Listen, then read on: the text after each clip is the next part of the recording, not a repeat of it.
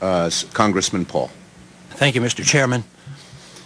The best way I could describe the problems that we face here in this country, as well as the problem that the Federal Reserve faces, is that we're indeed between the rock and the hard place, because we have a serious problem. We don't talk about much how we got here. We talk about how we're going to patch it up. The bubble has been burst.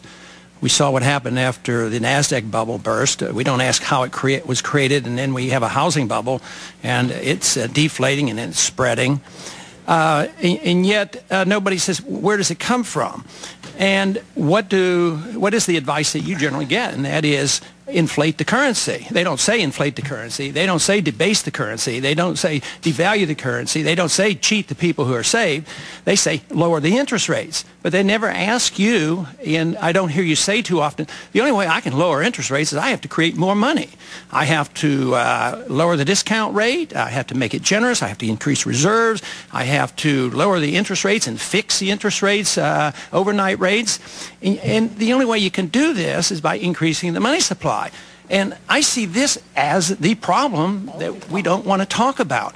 Currently, of course, we can't follow the money supply with M3, but we can follow one of your statistics, which is the MZM, the ready cash available, and we see that inflation is alive and well. That money supply figure is going up about 20% annualized. And this just means that the dollar gets weaker. And everybody said, well, the dollar that's great. Dollar weaker, we're going to have exports. And that is a fallacy, maybe for a month or two, but it just invites inflation. And unless we get down to the bottom of it and define what inflation is, and not look at only prices, this was taught by the free market economists all through the 20th century. They said, beware. They will increase the money supply, but they will make you concentrate on prices.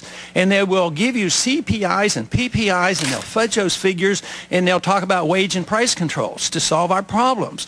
And we ignore the fundamental flaw, and that is that not only have we had a subprime market in housing, the whole economic system is subprime in that we have artificially low interest rates. And it wasn't under your tenure in office. It's been going on for 10 years or longer, and now we're bearing the fruits of that policy. I mean, a 1% interest rate, overnight rates, and that's not a distortion. Instead of looking at these the consumer prices, which nobody in this country really believes, we need to talk about the distortion, the malinvestment, the misdirection, the bad information that is gotten from artificially low interest rates. In many ways, some people refer to you as a price fixer, because you fix interest rates. The market is powerful and usually overwhelms and does come into play, but when the Fed fixes an interest rate at 1%, that is price fixing. At the end of your testimony, you suggested that we should address this housing crisis and we should have rules that would address deceptive lending practices. And I just think that is not the answer at all. The real deception is when we distort the value of money, when we create money out of thin air. We have no savings, yet there's so-called capital, there's money available, but it comes from what you have to do and the pressure is put on you. So I think we have to get back to the very fundamentals of where this problem comes from. And the bubbles occur when we have this malinvestment and the creation of new money. So my question boils down to this: how in the world can we expect to solve the problems of inflation, that is, the increase in the supply of money, with more inflation? Well, Congressman, first just a small technical point on the growth in money. Money growth has been pretty moderate over the last few years. The increase in MZM is probably related to the financial turmoil. People have been taking their savings out of risky assets, putting them into the bank, and that makes the money data show faster growth. So I'm not sure that's indicative of policy necessarily. What we're trying to do is follow the mandate that Congress gave us, and the mandate that Congress gave us is to look at employment and inflation as measured by domestic price growth.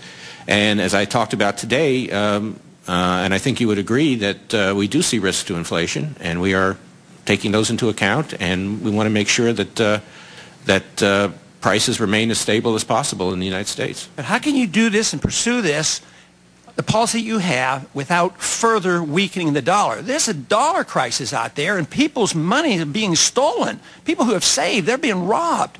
I mean, if you have a devaluation of the dollar at 10%, people have been robbed of 10%. But how can you pursue this policy without addressing the subject that somebody's losing their wealth because of a weaker dollar, and it's going to lead to higher interest rates and a weaker economy?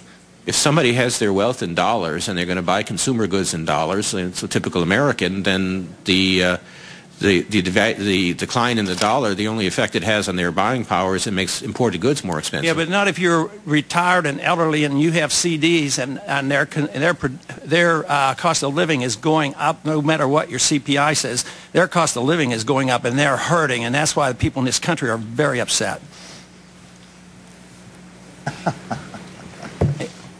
Are you? Well, we have a certain level of anxiety up here, Mr. Chairman, because